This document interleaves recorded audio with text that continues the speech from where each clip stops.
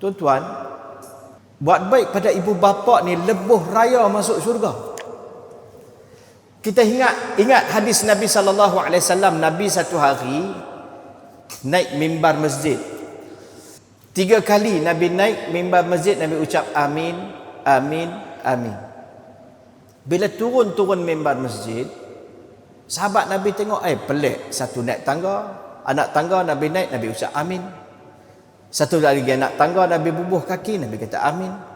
Satu lagi anak tangga, Nabi bubuh kaki, Nabi kata amin. Sahabat Nabi tengok, ni pelik ni. Bila turun habis khutbah, sahabat Nabi tanya, ya Rasulullah, tentang kejadian tadi. Dia bertanya lah, apa cerita ya Rasulullah? Nabi kata, Jibril alaihissalam datang kepada aku dan dia berdoa dengan 3 doa. Dan dia suruh aku ucapkan amin. Antara 3 doa itu, doa kecelakaan. Salah satunya adalah, celakalah kepada orang yang bertemu dengan kedua ibu bapaknya dalam usia tua ataupun salah seorang di antara mereka, dan itu tidak menyebabkan dia masuk syurga. Jibril alaihissalam doa celaka kepada dia dan Nabi ucap amin. Tuan-tuan, yang doa ni siapa? Ketua para malaikat. Yang ucapkan amin ni siapa dia? Ketua sekalian makhluk, Sayyidu waladi Adam, Muhammad sallallahu alaihi wasallam. Ada keraguan tak tentang kemakbulannya? Nabi sebut celakalah, Jibril alaihissalam sebut celakalah orang yang mak bapak dia jumpa, 2 mak bapak dia ada kesempatan berkhidmat kepada kedua ibu bapa dia yang dah tua ataupun salah seorang ya, tetapi dia tak khidmat kepada mak bapak dia. Dia buat lebih kurang kepada mak bapak dia. Walam yudkhilahu. Kedua mereka ni tak menjadi sebab dia masuk syurga. Maksud dia, khidmat ibu bapa jalan lebuh raya besar masuk syurga. Orang tak nampak itu adalah ibadah. Mak bapak ni adalah gedung pahala. Saya buat satu pengajian di satu tempat kan, tentang tajuk ni, bincang. Lepas tu satu orang hantar mesej, mai ustaz tak faham. Jaga mak bapak ni tak sama dengan jaga anak. Betul. Jangan bandingkan dengan jaga anak dengan jaga mak bapak. Betul. Sebab tu ganjaran dia pun besar. Jaga anak ni lain cerita, dia punya karenah ni lain. Jaga mak bapak ni lain cerita, karenah dia lain. Betul lah. Satu hari satu orang hamba Allah datang dari Ipoh. Dia datang jumpa untuk satu perkara. Datang bincang panjang, dia nak buka rumah orang tua-tua.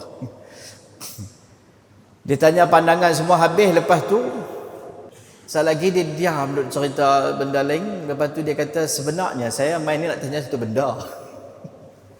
Saya tanya apa dia? Dia kata, yang sebenarnya saya ni nak buat rumah untuk tua pasal nak tempatkan mak saya di situ. Kita pun nak terkejut. Awak pasal apa? Dia kata tak tahan dah. Saya ni berhenti kerja daripada KL ni main nak jaga mak saya lepas ayah meninggal. Tapi bila jaga mak ni kadang-kadang dia kata tak tahan. Saya duk jaga dia ni, bawa dengan bini balik kampung mai jaga. Cari kerja dekat-dekat situ taklah setara dengan sebelum ni. Tapi kadang-kadang perbuatan mak saya ni mengecilkan hati saya. Dia bagi contoh, dia kata, saya beli apa yang mak nak, saya masak apa yang mak nak. Tapi kadang-kadang kakak saya balik mai jarang-jarang. Kadang-kadang bila dia balik beli mai nasi lemak, dia punya pujilah melangit. Dia sebut pula, dia ni bukan boleh harap, nasib baiklah hang balik mai. Padahal tempat yang kakak saya beli itulah saya pun beli. Tapi dia punya puji melangit tu kan, buat saya kecil hati. Kata ikan bilis lah yang tu lah. Saya beli ikan bilis mata biru lagi. Masa tu baru saya pun dengar ada ikan bilis mata biru macam. Lepas tu baru search tanya, oh mai pada Sabah banyak kan, ada yang pilih mata biru, oh tak tahu kan. Masya Allah. Dia punya kecil hati, dia kata bukan sikit, berkali-kali selalu dibanding-bandingkan dengan adik-beradik dia. Balik jarang-jarang, tapi mak selalu banding-bandingkan sampai tak tahan dah. Tapi alhamdulillah, anugerah Allah, dia kata isteri dia yang selalu sabarkan dia. Nasib baik dapat isteri yang bagus kan. Kan, kalau mendapat menantu yang tolong tambah minyak lagi lah hal kan. Tapi isteri dia sabar, abang sabarlah mak, macam itulah orang tua. Tapi dah sampai tu peringkat, dia kata saya tak sabar sangat. Kita pun ceritalah sikit hadis-hadis kelebihan kan. Panjanglah cerita dia. Nak cerita kadang-kadang memang situasi lagu tu. Sebab tu ganjaran pahala dia besar. Tapi memang macam tu.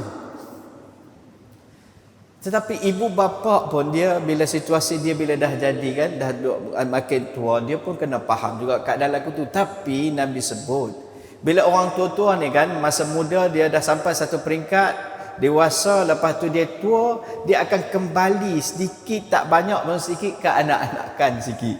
Cepat merajuk, cepat marah. Kadang tak tahu tiba-tiba apa siapa dia marah pun tak tahu. Ya betul. Ganjaran pahala Allah sediakan besar. Sebab tu bila birrul walidain ni kita perasan dah kurang dibincangkan, di sekolah pun tak ditekankan, maka wujudlah golongan anak-anak yang dah mula meninggalkan ibu bapa sebab dia ditekankan kepentingan wang, duit. Mak bapak pun daripada kecil dah bagi kita duit. Hang tak ada duit, tak ada cerita.